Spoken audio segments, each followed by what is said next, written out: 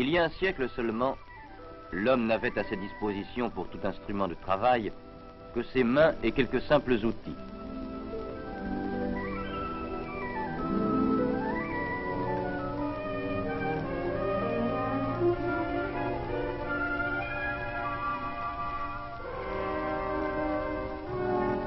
Les machines devant être façonnées à la main, leur fabrication était longue et coûteuse.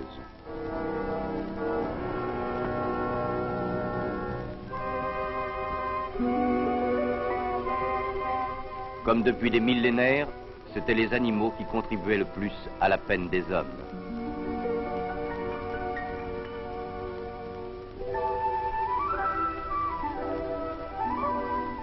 Chacun sur Terre devait travailler dur, et les heures étaient rares où les membres d'une même famille pouvaient être enfin réunis.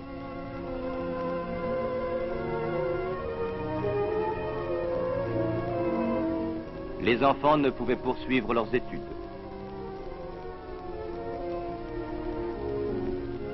Les femmes sans relâche étaient occupées à de pénibles besognes pour que la famille puisse gagner de quoi vivre. Aussi ne connaissait-elle aucun moment de détente.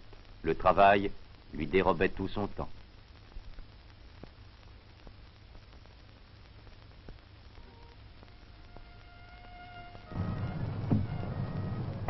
« 70 heures de travail par semaine, parfois même 75 ou 80, une lutte sans merci, épuisante.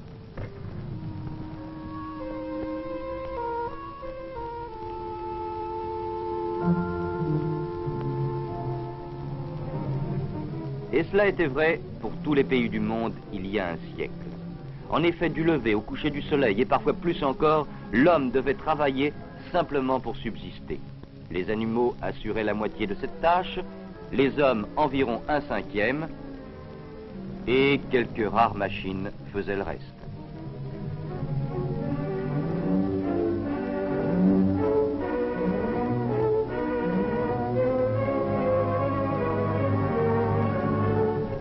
Chaque pays, produisant bien moins de marchandises qu'il ne lui en fallait, sa production restait toujours inférieure à ses besoins. Un ouvrier habile, travaillant avec ses mains, ne pouvait faire plus de 50 bouteilles par jour, et ces 50 bouteilles étaient impossibles à produire pour des millions d'autres ouvriers moins habiles qui ne touchaient alors que des salaires effroyablement bas.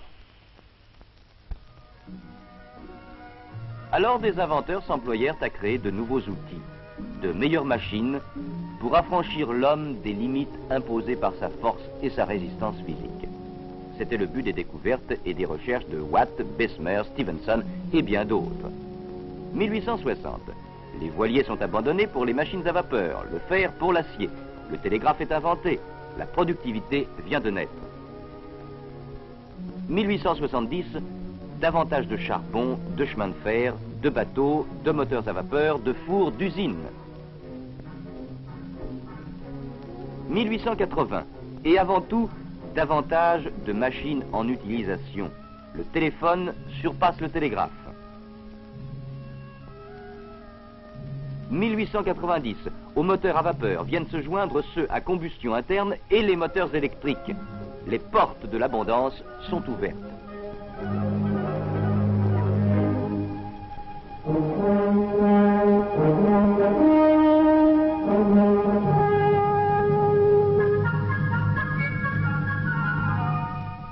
Les animaux participent comme autrefois aux efforts des hommes, et ceux-ci travaillent toujours autant. Mais l'intelligence créatrice de l'homme a façonné des machines nouvelles qui déjà supportent la plus grande part des efforts. Et l'homme, grâce à elles, en 50 ans environ, a plus que doublé sa productivité.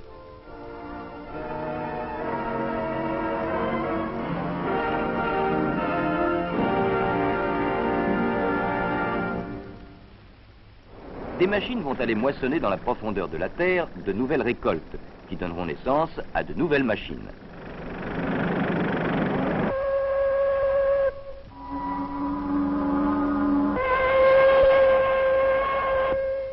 Dans de nombreux pays du monde s'étend cette puissante expansion industrielle.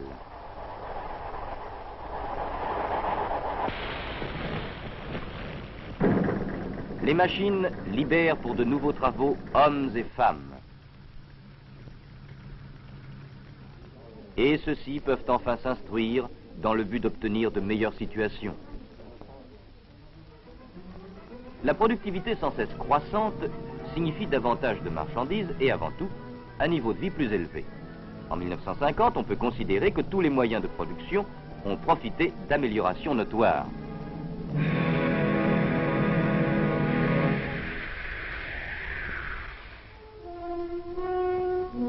Nous entrons aujourd'hui dans une nouvelle époque où presque toutes les méthodes de travail d'antan ont été radicalement transformées.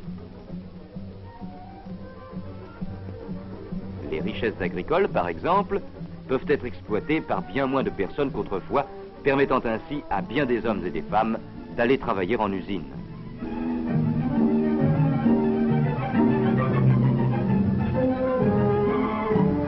Chaque nouvelle machine mise en service agrandit le pouvoir miraculeux de l'homme.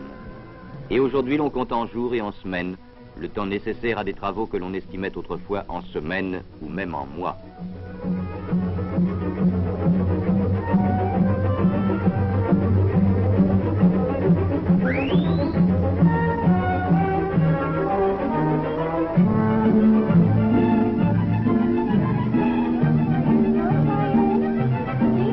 L'utilisation de la machine, certes, supprime des emplois, mais elle en crée rapidement d'autres, et toujours pour un nombre supérieur de personnes.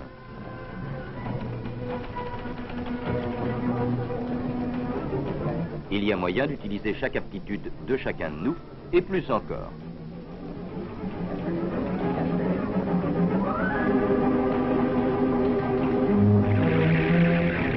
Ainsi, les études et les recherches ouvrent de nouveaux champs de production, sources inépuisables de nouvelles situations.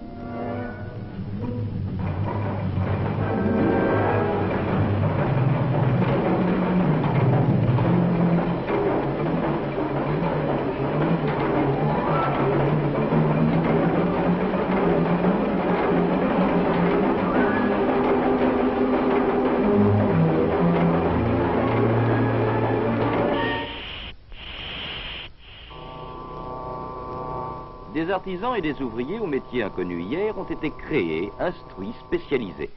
Ils sont les hommes du XXe siècle, maîtres de la machine.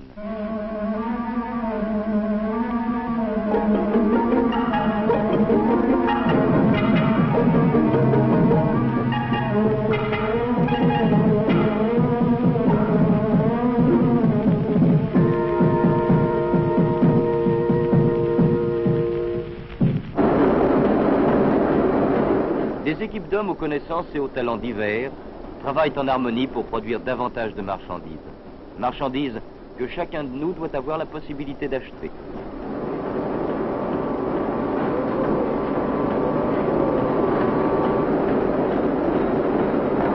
Dans l'usine de bouteilles d'aujourd'hui, un homme peut à lui seul fabriquer grâce à la machine 4000 bouteilles à l'heure.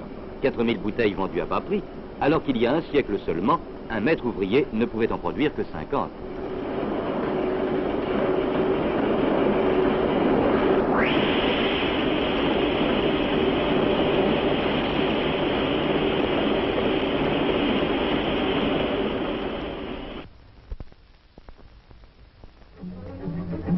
Aujourd'hui, la puissance de l'animal n'est presque plus utilisée. Et il en est de même pour la force physique humaine, puisque grâce à son intelligence, l'homme a su se faire remplacer par des machines pour les travaux pénibles et durs.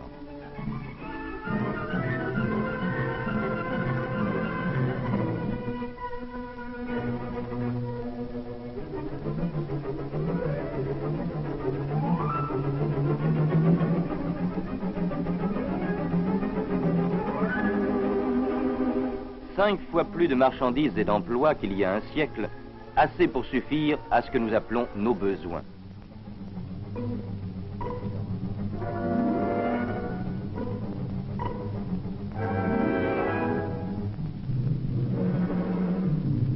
Mais cette abondance n'est pas le seul progrès, puisque les heures de travail d'une semaine sont passées de 70 à 40 heures en moyenne, et que les revenus personnels ont plus que doublé.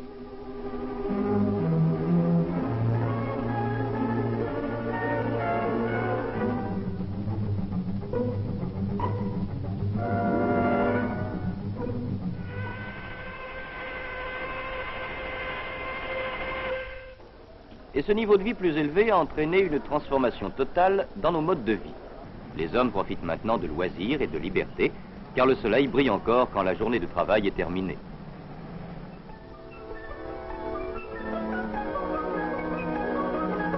La concurrence entre fabricants tend sans cesse à faire baisser les prix au profit du consommateur. Assez de marchandises permettent de maintenir les prix le plus bas possible et ces marchandises, avec les emplois qu'elles nécessitent, sont accessibles à toutes les personnes, à toutes les familles et à chaque membre de ces familles.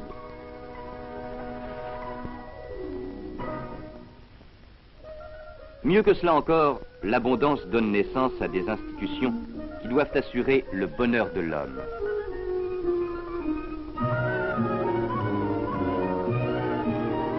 Hommes, femmes et enfants peuvent aujourd'hui connaître de nombreux moments de détente, des loisirs mérités qui leur permettent de profiter à leur tour de ce que les autres ont produit.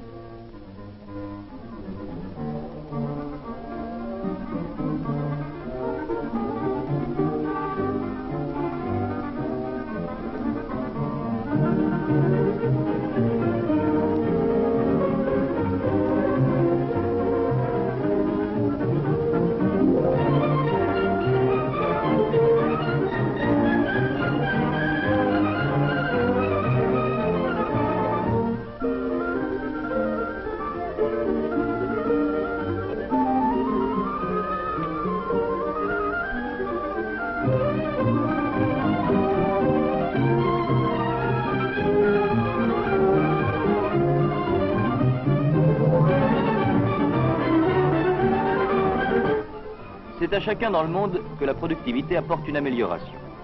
Le fermier d'aujourd'hui peut étudier les méthodes d'agriculture les plus récentes.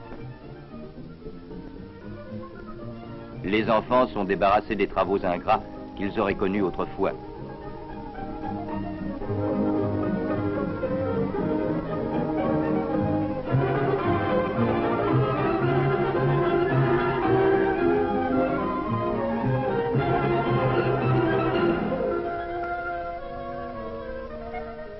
Tous, nous avons l'occasion de mieux connaître les merveilles de la création.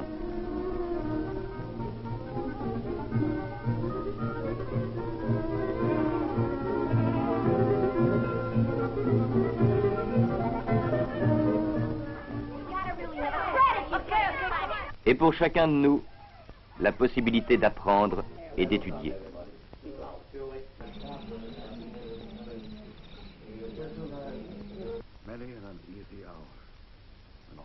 Les travailleurs s'organisent pour s'assurer un juste salaire.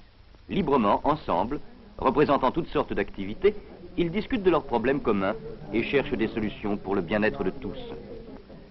Et les heures de liberté permettent à un plus grand nombre de personnes d'accepter des responsabilités pour assurer l'abondance à la communauté des nations. Cette ligne, c'est plus que le symbole de l'accroissement de la productivité. C'est la preuve que des horizons nouveaux, plus larges, s'ouvrent à l'homme, donnant à chacun de nous plus de puissance et de pouvoir. Car il n'y a pas de limite à l'aisance de vie que nous voulons obtenir.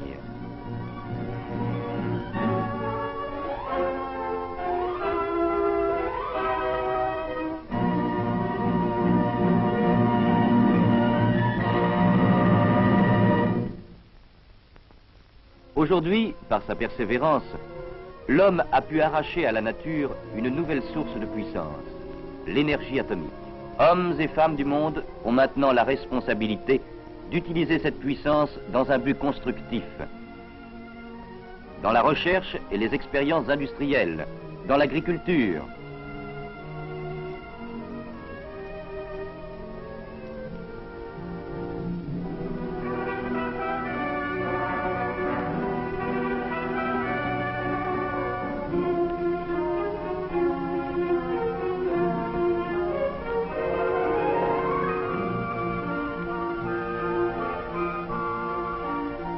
Dans le diagnostic et le traitement des maladies en médecine, et dans bien d'autres domaines encore, des plus importants pour la vie de l'homme. Le savant spécialisé dans les problèmes atomiques est en lutte avec des pensées diverses.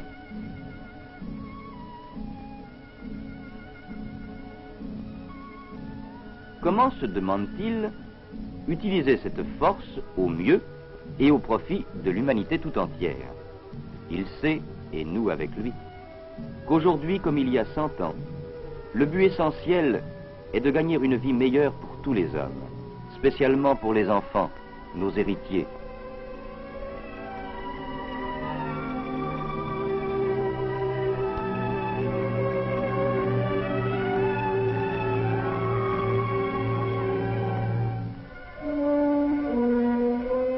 La machine, peu importe son pouvoir, est ici pour faire votre travail et vous apporter des résultats matériels importants. Mais c'est l'homme seul qui peut assurer l'avenir de la dignité humaine. Et c'est lui seul qui peut permettre à chacun de nous de coopérer là où l'on lutte encore avec ses mains pour une vie meilleure. Un monde de liberté, de sécurité et de paix.